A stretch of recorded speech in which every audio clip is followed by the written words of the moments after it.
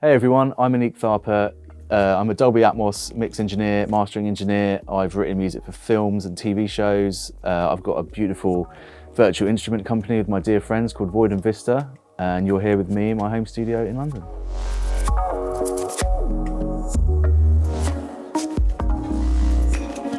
This room's set up for primarily mixing and mastering, but also Dolby Atmos.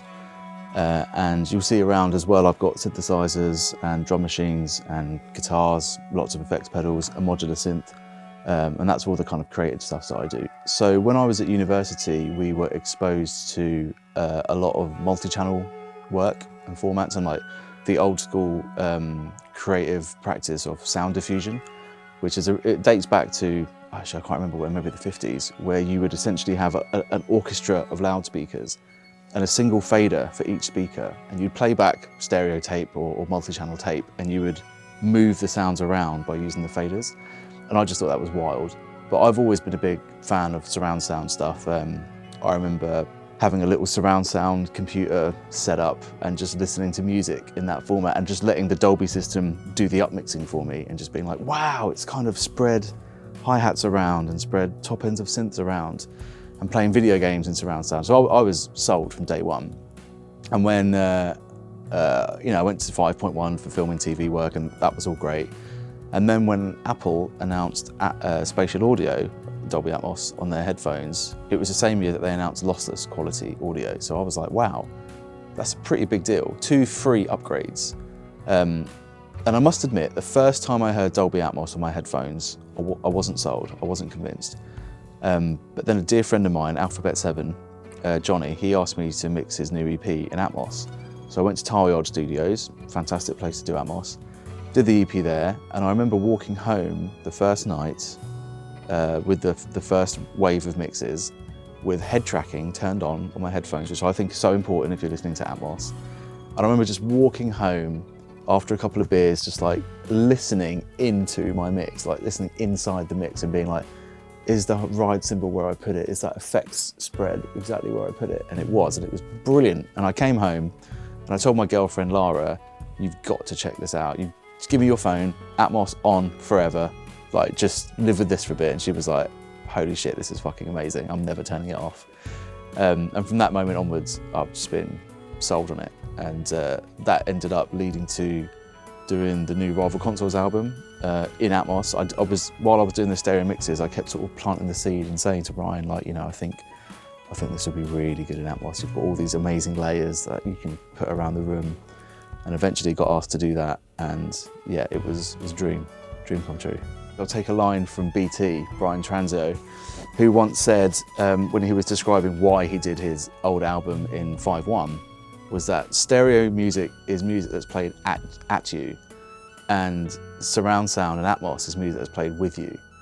And for me, it's like watching a Marvel movie on your phone or watching it in the cinema with a big grand experience. The way the music can fill the space and completely surround you and envelop you, it's a no-brainer. If you get the chance to experience music in Atmos, do it. Brilliant.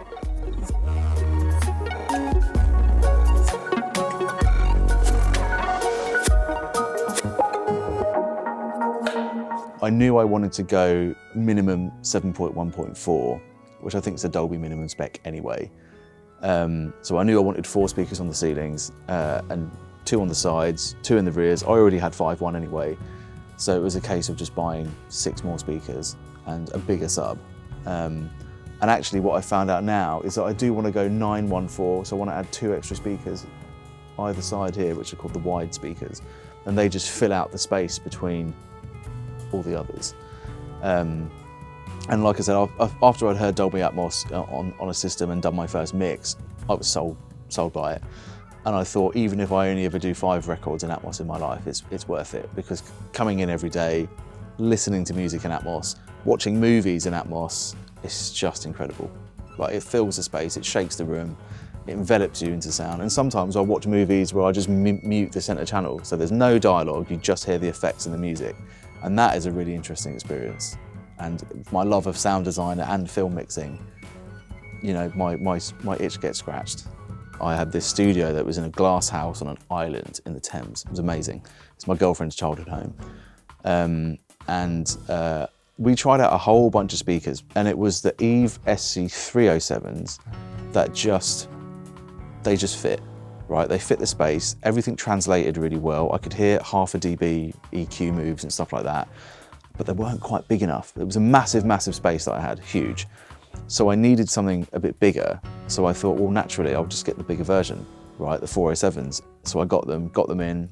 So when it came to going 5.1, I was like, well, obvious choice, I'll just buy 3 more of those in a sub. And then when it came to going to Atmos, it was like, well, I'm not gonna switch now, you know, I'll just buy 6 more of them.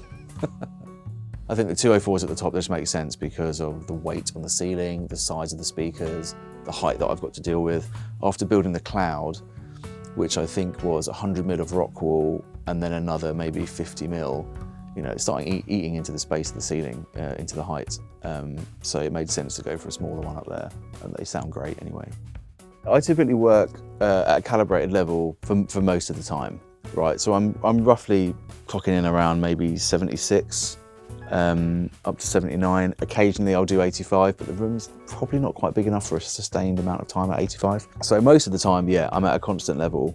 If it's like music that I know is going to be played in a club, like Rival Consoles, Max Cooper, all the music I do for Blank Dust, that I will crank a little bit for a reasonable amount of time, not the whole session, but for a good amount of time, and just see how everything's behaving, because you want to make sure that that sounds good live.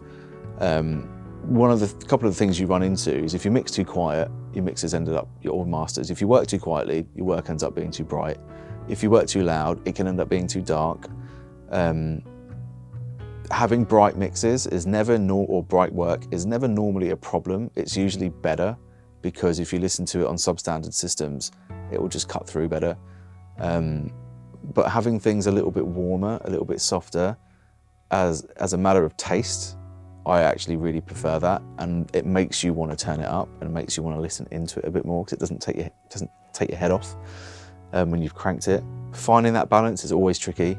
And there isn't a one-size-fits-all. Like, leaning on the artist to help you with that decision is great. Having the artist here being like, this is how it sounds bright. It's good, but if you turn it up, it's going to hurt. What would you prefer? Where's the music mostly going to be heard? Working at a calibrated level does help solve a lot of that. You know where things are, you know where things are going to sit, you know where it's going to translate. And then checking stuff on headphones as well, super important. I've really gotten used to and enjoyed the rear ported design. I don't like port chaff hitting me in the face when I'm working. I like the fact that they can interact with the rear wall in a certain way. I've found the clarity that the ribbon tweeters have given me have been great. You know, when we were doing Folds, our second instrument for Void Vista, it's all based on vocals and voices. And I found the ribbon tweeters really gave me an insight to when something was piercing and when something was sweet and smooth and nutty. And they've been amazing for that. They're really good at revealing clicks and pops, so they're good at being kind of surgical. Yeah, I find them pretty accurate, and they translate reasonably well. You know, the only things I run into are the things I think everyone runs into in regards to translation, which is where to place things in regards to foreground, midground, background on, for instance, headphones versus car system. It's just always going to be different, you know, and you have to kind of get used to that, and the speakers have helped with that a lot. Yeah, I want to give a really big shout out to Miles and Rich from Dolby for all the help they gave me when we were doing the Rival Consoles album. Being really supportive, being just great people, going out to studios, helping people get set up, showing them chips and tricks, listening to mixes, listening to their feedback, and for all the awesome artists that I get to work with who've hired me and let me work on their music.